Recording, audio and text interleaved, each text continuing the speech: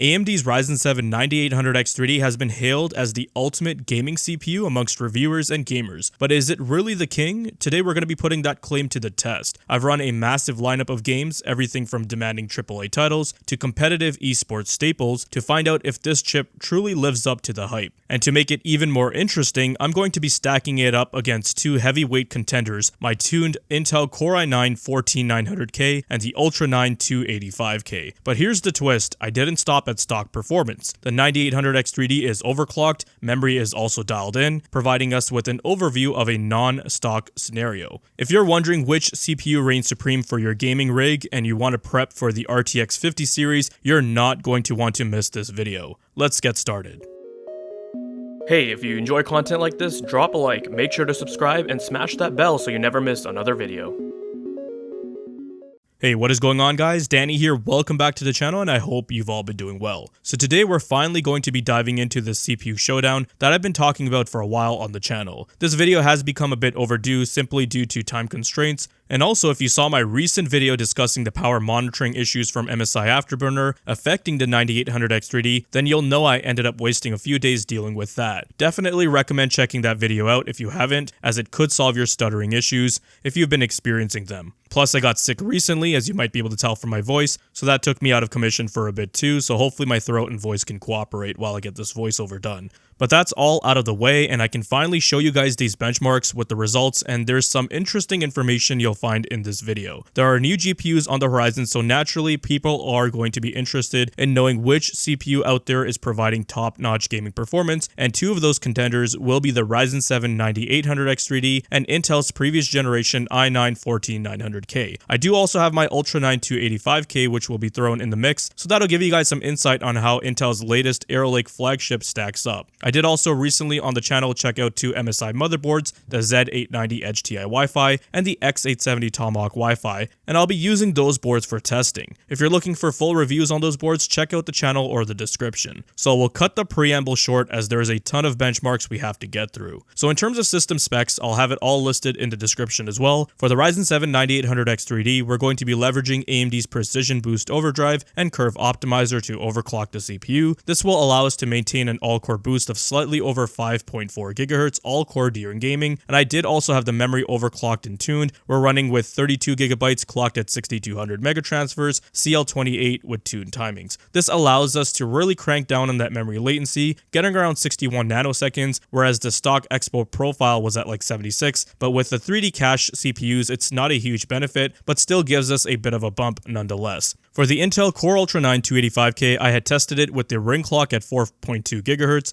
D2D or die-to-die clock at 3.8 GHz, the NGU was overclocked to 3.4 GHz. I didn't bother messing around with the P-cores or E-cores because with DLVR I found things were quite restricted, and then using power gate mode was causing all sorts of weird issues because then you don't have separate control over the different components. Now as for the memory, I was able to clock my Patriot Viper Xtreme 5 kit to 8600 megatransfer CL40 with tuned timings. Overall memory bandwidth was blistering fast, and the latency was around 67 nanoseconds in IDA 64, so it was a large improvement over stock. Keep in mind the data for the Arrow Lake processor is from before the new 0114 microcode and the Windows updates. Now as for the 14900K, my P-cores are locked to 5.7 GHz, and they actually run at 5.7 GHz all cores constantly in gaming because I managed to tune it via load line, so I don't run into that garbage with the restricted stock behaviors that many people show in their benchmarks, where it's running at like 5 GHz because it's getting so thermal and power throttled. My E-cores are overclocked to 4.6 GHz, and the ring is running at 5 GHz.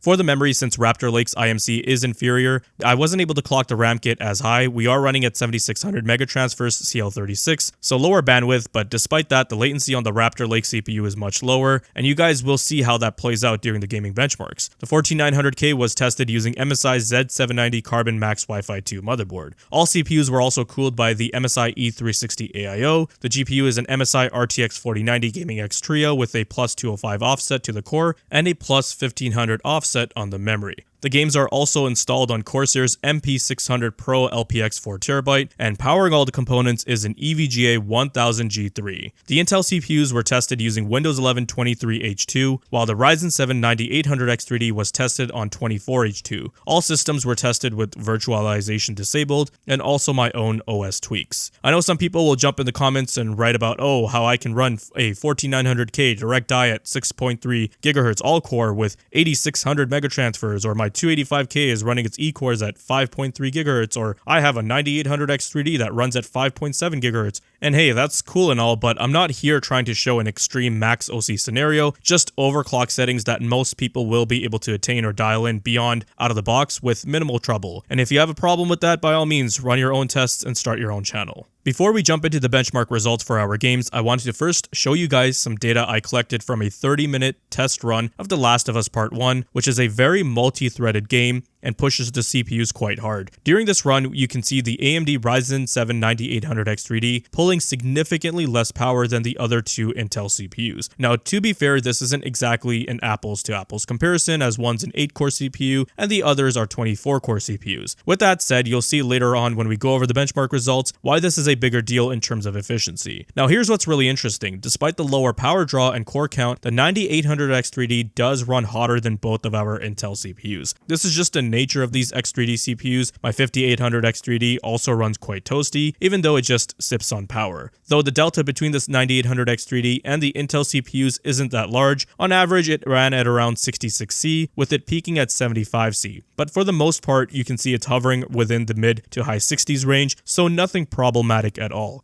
And keep in mind, guys, we are running with PBO2, so the CPU is overclocked. This is a topic I'll be diving deeper into in a future video, how you can make the 9800X3D even more efficient and run cooler. With that said, let's move on to our gaming benchmarks. I tested all games at 1080p with most on the high preset, with some exceptions which will be noted. So for this video, I wanted to do something a little bit different, and I wanted to show you guys some side-by-side gameplay for a few games, as I did get some comments from viewers last time stating this gives them more thorough insight, and I do agree with that, as this does tell us more than simple bar graphs. It won't be for all 40 games though, as that would take way too long. The first game I wanted to show you guys was Mount & Blade 2 Bannerlord, and this game is a prime example where the 9800X3D really shines and flexes its muscles. That 3D V-Cache really shows its benefits in these strategy games, though this one is more of a hybrid between RTS and action RPG, but nonetheless you can see the 9800X3D compared to the 14900K is in a class of its own. You'll see how when it comes to the raw FPS it's way faster, but not just that, even in the 1% lows and 0.1% lows it's much better too. Also keep in mind I was recording with Nvidia Share, which does incur a slight hit to the performance. Then when we look at our bar graph results, the 9800X3D is 51% faster than the 14900K and 63% faster than the 285K when it comes to the average FPS, and in the 1% low we can see even larger gaps,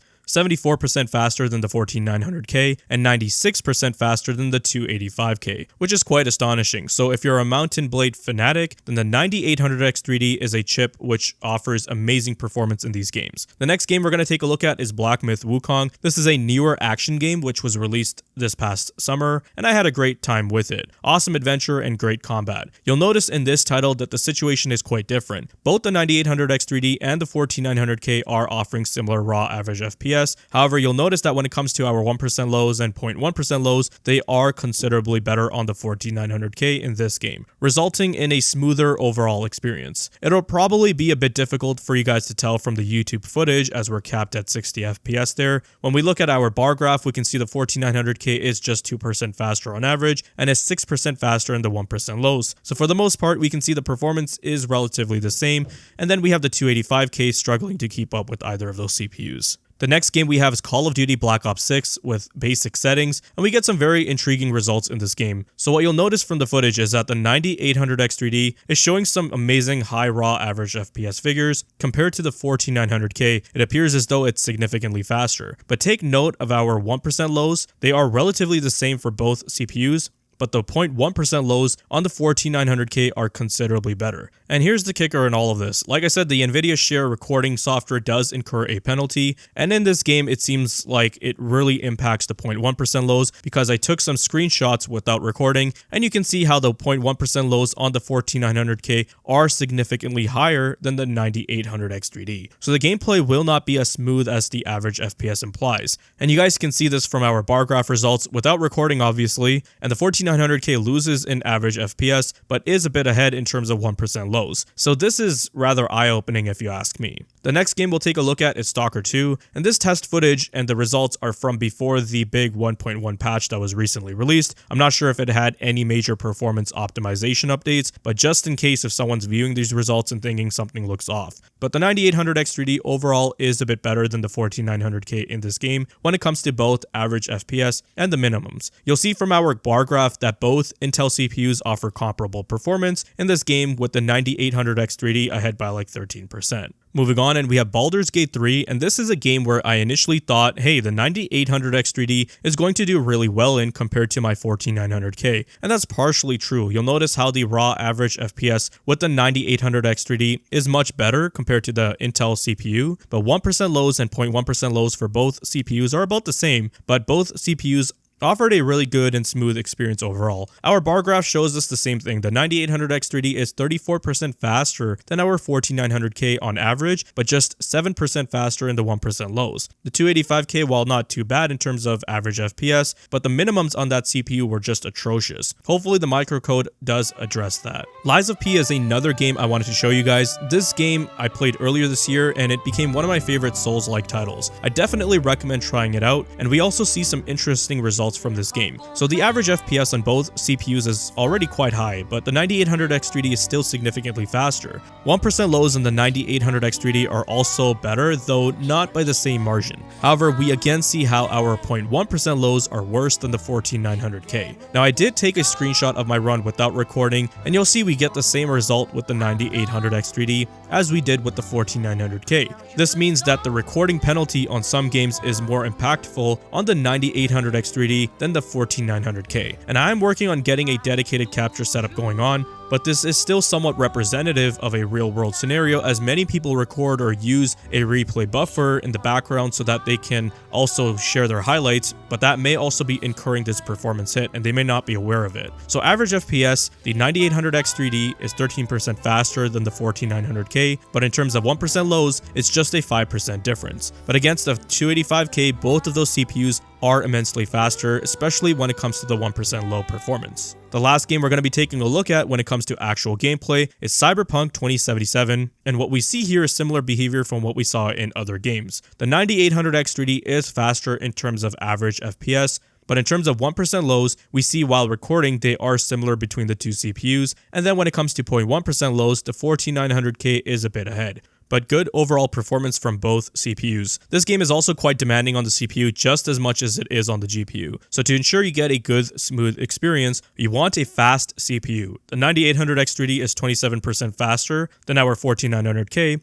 and a whopping 64% faster when compared to the 285K. From here on out, we'll be taking a look at just the bar graphs. In Assassin's Creed Mirage, the 14900K takes a narrow lead over the 9800 X3D with an average of 292 FPS compared to 284 FPS. The difference in 1% lows is similarly minor, with the 14900K delivering 234 FPS versus the 9800 X3D's 229 FPS. This highlights the excellent optimization of both CPUs in this game, especially at high frame rates. Meanwhile, the 285K lags behind, producing an average FPS of 259 and noticeably lower 1% lows of 207 FPS. While it's still very capable, this disparity reinforces AMD's dominance in top-tier gaming performance, and as well as Intel's last generation 14900K, particularly for demanding open-world titles like Mirage. In God of War Ragnarok, the 9800 X3D delivers a commanding lead with an average of 308 FPS and 1% lows at 266 FPS, compared to the 14900K's 226 FPS average and 198 FPS lows. AMD's chip showcases its gaming dominance, particularly in handling heavier scenes. The 285K trails behind with a 194 FPS average and 160 FPS lows, indicating it struggles to maintain the same level of consistency. For gamers seeking peak performance in demanding titles, the 9800X3D clearly sets the benchmark here. In Counter-Strike 2, the 9800X3D takes the crown with 7% higher average FPS and a 14% lead in 1% lows compared to the 14900K. The 285K trails far behind, delivering 30% lower average FPS and 30% worse 1% lows than the 9800X3D. For competitive gamers seeking both high frame rates and stability, AMD's 9800X3D is the clear winner. In Starfield, the 9800X3D outpaces the 14900K by 6% in average FPS and 4% in 1% lows. When compared to the 285K, the 9800X delivers 19% higher average FPS and 14% better 1% lows. These results highlight the 9800X3D's advantage in handling Bethesda's demanding engine in a space world, providing a smoother and more consistent experience. Hellblade 2 is a pretty demanding game and is mostly GPU bound as evident by our results here, and you can see both the 9800X3D and 14900K are offering very similar performance. The 285K lags behind, but it's not by much, and the overall experience would be similar as the other CPUs. For a game dubbed as a walking simulator, either CPUs would serve the player just fine. Now as for our results from Warhammer Space Marine 2, here we saw the 285K overtake the 14900K for once, especially in the 1% lows, but the 9800X3D offers a commanding lead over both of those processors, where it's 41% faster than the 285K in terms of average FPS, and is also 43% faster when it comes to the 1% lows, so it's a really good showing for the 9800X3D in this game. In Ratchet & Clank Rift Apart with ray tracing enabled, the 9800X3D delivers nearly identical average FPS to the 14900K but trails by 6% in 1% lows. Compared to the 285K, the 9800X3D is 19% faster in average FPS and an impressive 64% faster in 1% lows. This highlights how poorly the 285K handles demanding scenes, with its frame drops making gameplay feel significantly less fluid. In Returnal, the 9800X3D outperforms the 14900K by 3% in average FPS and a notable 11% in 1% lows, demonstrating superior consistency during intense gameplay moments. Against the 285K, the 9800X3D is 27% faster in average FPS and an impressive 38% faster in 1% lows. These results solidify the 9800X3D as the top choice for a smoother and more responsive gaming experience in this fast-paced title. In Horizon Forbidden West, the 9800X3D and 14900K deliver virtually identical performance, both achieving an average FPS of 172 with a small edge to the 14900K in 1% lows.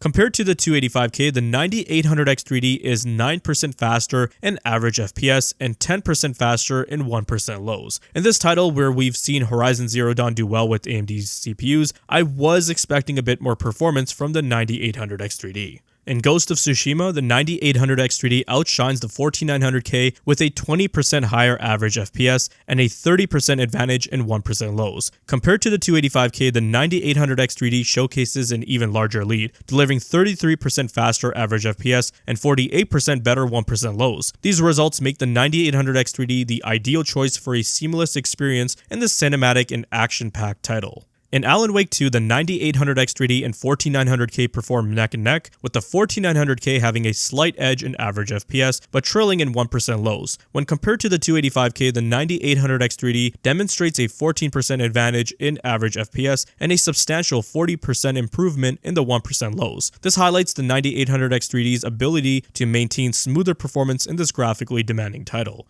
In Remnant 2, the 9800X3D outpaces the 14900K with a 12% higher average FPS, while delivering nearly identical 1% lows. Against the 285K, the 9800X3D shows a commanding lead, offering 38% faster average FPS and 40% better 1% lows. These results emphasize the 9800X3D's capability to handle intense combat scenarios with greater consistency and responsiveness. In The Last of Us Part 1, the 9800X3D outperforms the 14900K with a 11% higher average FPS and a 13% improvement in 1% lows. Compared to the 285K, the 9800X3D provides a 13% advantage in average FPS and a 17% boost in 1% lows. These gains make the 9800X3D the best choice for a smoother experience in this narrative-driven masterpiece. And this goes back to our thermals and power consumption tests. The Ryzen processor can deliver more performance but consume less power, so it's a lot more efficient.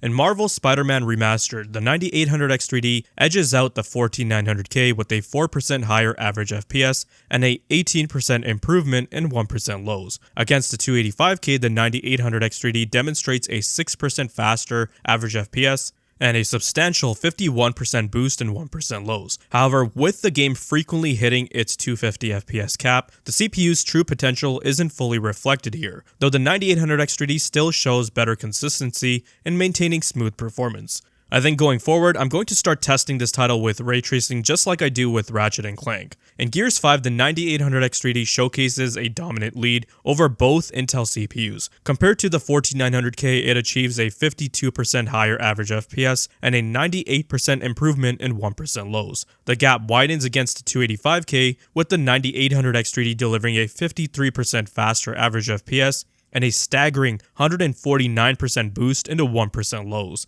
This significant advantage makes the 9800X3D the clear choice for optimal performance in this graphically intense shooter. In Total War Warhammer 3, using the Mirrors of Madness benchmark, the 9800X3D and the 14900K deliver virtually identical average FPS, but the 14900K has a noticeable 18% lead in the 1% lows. Against the 285K, the 9800X3D is 30% faster in average FPS and 32% better in the 1% lows.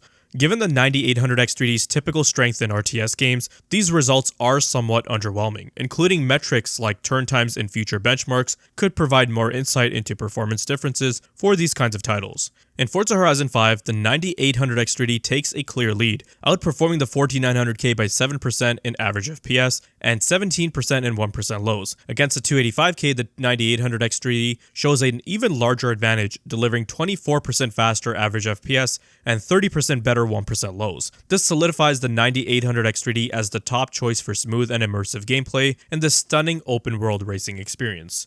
In Final Fantasy XIV Dawntrail, the 9800X3D delivers a commanding performance, offering a 37% higher average FPS and a 13% improvement in 1% lows compared to the 14900K. Against the 285K, the 9800X3D showcases an even more dramatic lead with a 81% faster average FPS and a 49% better 1% low. This makes the 9800X3D an outstanding choice for MMORPG players seeking both high frame rates and consistent performance. In A Plague Tale Requiem, the 9800X3D outpaces the 14900K with a 32% higher average FPS and a significant 68% improvement in 1% lows. Compared to the 285K, the 9800X3D delivers a 67% faster average FPS and an impressive 120% boost in 1% lows. These results highlight the 9800X3D's ability to maintain high frame rates and exceptional consistency in this visually demanding and story-driven title. Also, this was a game I used as an example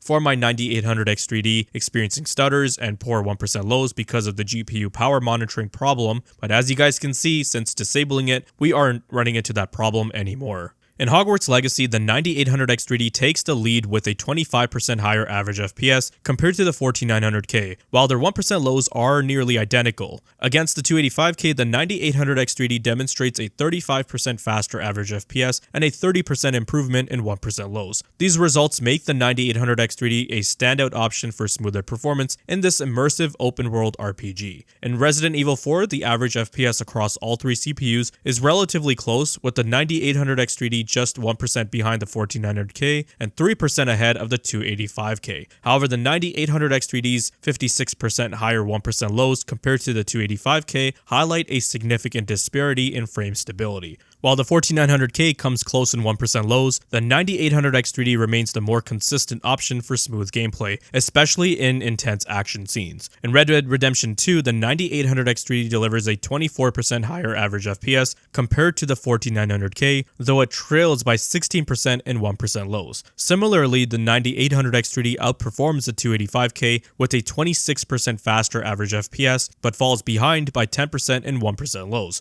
While the 9800 X3D excels in raw frame rates, the slightly lower 1% lows suggest room for optimization in this title when it comes to the 3D cached CPUs. In The Witcher 3 using DX12, the 9800 X3D outperforms the 4900K with a 11% higher average FPS and a 24% improvement in 1% lows. Compared to the 285K, the 9800 X3D delivers a 30% faster average FPS and a 59% boost in 1% lows. These results emphasize the 9800 X3D's ability to handle demanding open-world RPGs with excellent frame consistency and performance. In Middle-earth: Shadow of War, the 9800 X3D showcases its dominance, delivering a 12% higher average FPS and a 21% improvement in 1% lows compared to the 14900K. Against the 285K, the 9800 X3D offers a massive 48% boost in average FPS and a 60% higher 1% low. Even in an older title like this one, the 9800 X3D proves its capability for exceptionally smooth gameplay. In Halo Infinite, the 9800 X3D delivers a 5% lower average FPS than the 14900K, but makes up for it with a 27% higher 1% low, ensuring much smoother performance during demanding moments. Compared to the 285K, the 9800 X3D provides a 17% higher average FPS and a 28% improvement in 1% lows. This highlights the 9800 X3D's superior consistency and frame pacing in this fast-paced shooter. In Metro Exodus Enhanced Edition, the 9800 X3D dominates with a 50% higher average FPS and a 20% improvement in 1% lows compared to the 14900K. Against the 285K, the 9800 X3D delivers a 65% boost in average FPS and an impressive 51% higher 1% low. These results highlight the 9800 X3D's exceptional ability to handle intense graphical moments with this ray-traced title. In Atomic Heart, the 9800 X3D trails the 14900K by 3% in average FPS and 21% in 1% lows.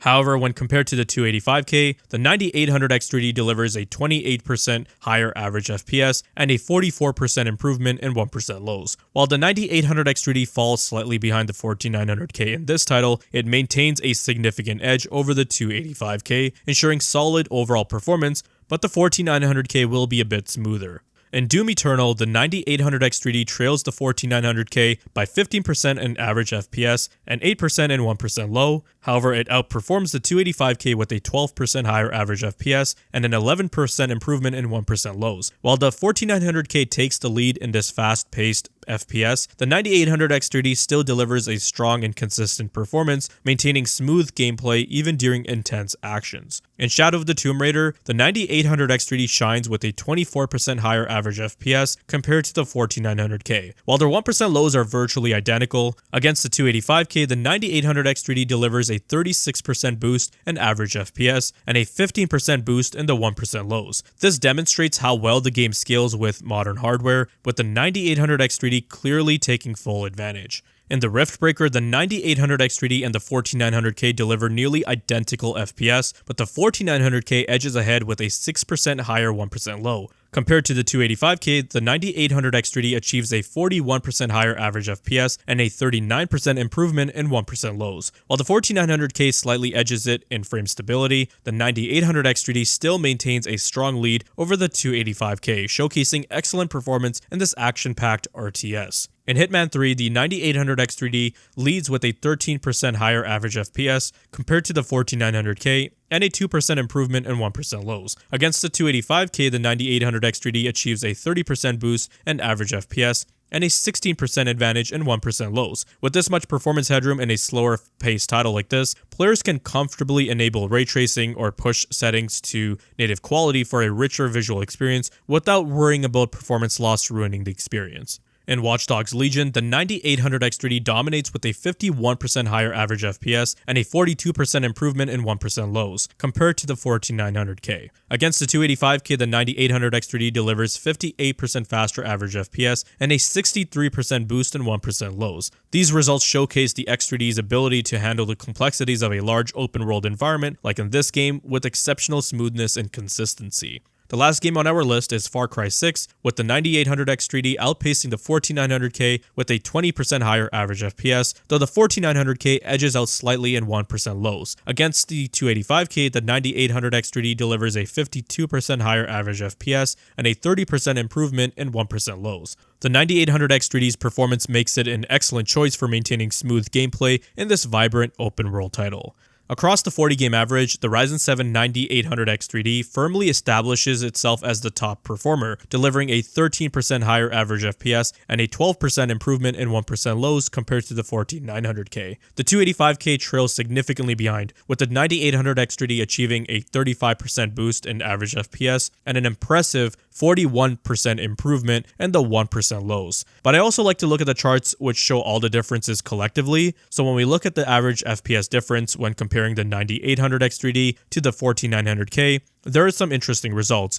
Here we can see that there were 15 games that offered a 20% or greater performance advantage over the 14900K, and 5 of them offered about a 50% higher average FPS, if not even more. Meanwhile, the 14900K only had one game that had a considerable jump over the 9800X3D, and that was Doom Eternal, a game where you're already getting ridiculously high FPS, so it's kind of pointless. However, when it comes to 1% low differences, we see that there's more going on here than beyond just average FPS advantages. Now, the amount of games where the 9800X3D had a 20% or greater advantage over the 14900K is down to 11 games, but 4 of them did show a pretty substantial jump in lows, 60% or higher. Meanwhile, there were more games where the 14900K offered similar, if not better, 1% lows. So it's not like the 14900K is getting absolutely creamed and dominated here, it's still offering relatively good FPS. But when we turn our attention to the 285K, it's just a bloodbath. It doesn't even belong in the conversation, and I'm not optimistic at all that some microcode, BIOS, or Windows update is going to help close the gap in any meaningful way. When it comes to the average FPS differences, there's about 30 games where the 9800X3D is offering at least 20% or higher average FPS, and within that selection there's like 15 games where there's a 40% delta. When it comes to the 1% lows, the 285K looks like an even greater abomination, with 30 games showing a difference of around 30% or more, and within that, 17 of them offering a 50% or greater advantage. If Intel wants to appease the gaming crowd, they're going to have to pull off a miracle with whatever is going to follow up on Arrow Lake, because for gaming, it can't even hold a candle to the 9800X3D. There were some follow-up topics I wanted to delve into for that 285K, but honestly, I'm not even that motivated anymore. In conclusion, the Ryzen 7 9800X3D undeniably solidifies its reputation as a top-tier gaming CPU, excelling in both average FPS and 1% lows across a wide variety of games. Its efficiency and frame consistency make it an appealing choice, especially for gamers who prioritize smooth gameplay and stability. While the Intel Core i9-14900K remains a strong competitor, especially for those that want to do other background tasks or want to delve into production work, it holds its ground in several titles and even outperforms the 9800X3D in some scenarios, so there's some value to be had there. The overall picture leans in favor of the 9800X3D for most gaming workloads. Even at its worst, the 9800X3D is still relatively close to the 14900K, and here's the other thing, the 9800X3D's performance out of the box would be relatively close to this, whereas with the 14900K, you have to do some extensive tuning. And like I said, we're always going to see that guy, that max OC freak, who will be like, my 14900K is way faster than this, but they'll be running with a 2000 watt chiller, and the CPU is pulling like 500 watts, so I'm just going to ignore them. The Ultra 9 285K on the other hand falls significantly short, often lagging behind by substantial margins in both average FPS and 1% lows. Despite being Intel's latest offering, it struggles to justify itself as a viable gaming option in its current state, which is why I was saying that Intel should have completely ignored gaming during the marketing segment and just positioned this as a new AI chip or whatever, especially when we compare its value and performance delivered by the other two CPUs. Ultimately, each processor brings something unique to the table, but the 9800X3D's blend of power efficiency, robust gaming performance, and future-proofing potential sets it apart. Whether you're a casual gamer or an enthusiast pushing for peak performance, the choice will depend on your priorities. But for the most part, the 9800X3D stands as a worthy king of gaming CPUs, and for those looking to max out a 5090, then this is the CPU to get. Alrighty guys, so that's going to be wrapping it up for this one. I'm going to give my throat a rest, a much deserved rest. Hopefully you all enjoyed and learned something. Have a happy new year, and I'll see you in the next one. If you guys found this video to be informative and entertaining, then leave a like. Let me know your thoughts and comments down below. Be sure to check out the video description for cool links and ways to support the channel, such as using my Amazon affiliate link. And if you're interested in seeing more content like this, then consider subscribing, I'd greatly appreciate it. Thank you guys so much for watching, take care, and I'll see you in the next one.